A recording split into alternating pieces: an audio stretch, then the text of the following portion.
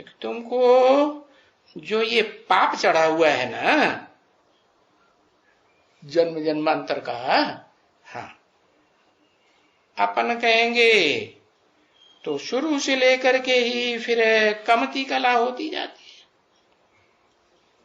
है? हाँ, माना क्या शुरू माने सतयुग के, सतयुग से ही क्या कलाएं कम होती चली जा रही हैं? हाँ, होती चली जा रही है।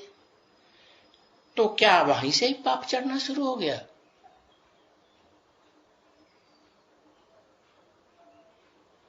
जो कलाएं कमती होने लगी है,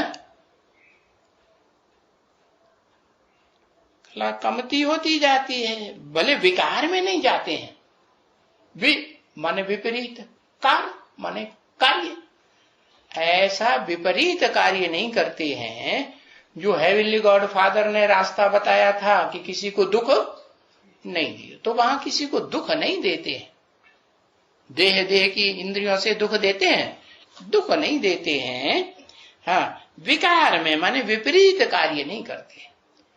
किसी की हिंसा, हाँ, दुख देना माने हिंसा करना। मन से भी हिंसा होती है।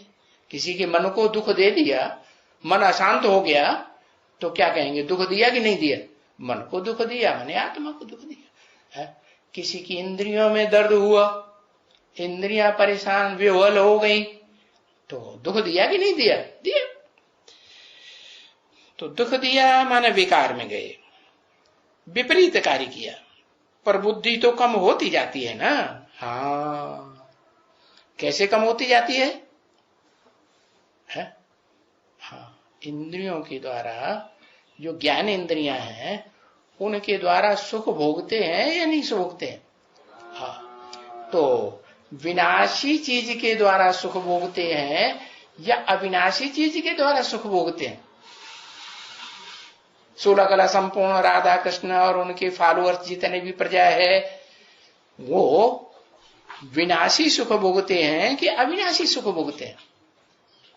हाँ, कहेंगे इंद्रियां विनाशी, तो इंद्रियों का सुख भी विनाशी। कि सदाकाल रहती है सृष्टि रूपी रंगमंच पर इंद्रियां? नहीं रहती। और जिस व्यक्ति की रहती हैं, एक मुकर्रर रथधारी की इंद्रियां रहती भी हैं इस सृष्टि रूपी रंगमंच पर सदाकाल, तो वो अंतर क्या है? रहती तो हैं, लेकिन कुछ अंतर होगा कि नहीं?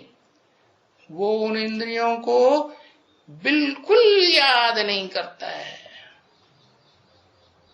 100%। क्या? हाँ, निराकार की याद में रहता है। अपनी आत्मा की याद, अपने बाप की याद, आत्मा के बाप सुप्रीम सोल की याद, देह की इंद्रियों की याद, ज्ञान इंद्रियों की या कर्म इंद्रियों की याद रहती ही नहीं। तो जब याद ही नहीं रहती तो कर्म बंधन बंधेगा? तो नहीं बंधेगा। तो वो तो स्थिति जो है वो सतयुग के आदि की स्थिति है।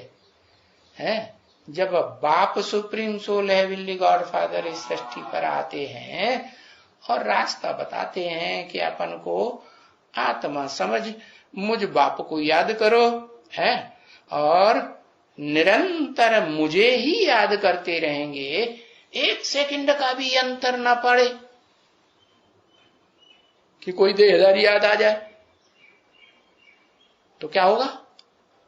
तो मेरे समान निर्विकारी, निरहंकारी, निरहंकारी, निराकारी, निर्विकारी बन जाएंगे। हाँ, तो बताया वो पुरुषोत्तम संगम युग की बात जो है वो अलग है, क्योंकि वहां तो बाप ही सृष्टि पर मौजूद होता है ना। और ये सतयुग में, ठेठ सतयुग जब शुरू होता है तो कब से शुरू होता है?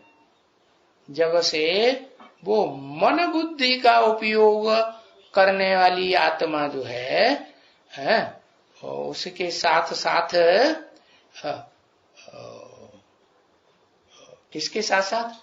जो मन का बिल्कुल उपयोग ही नहीं करती, मन पूरा कंट्रोल है, मन कंट्रोल हो जाता है।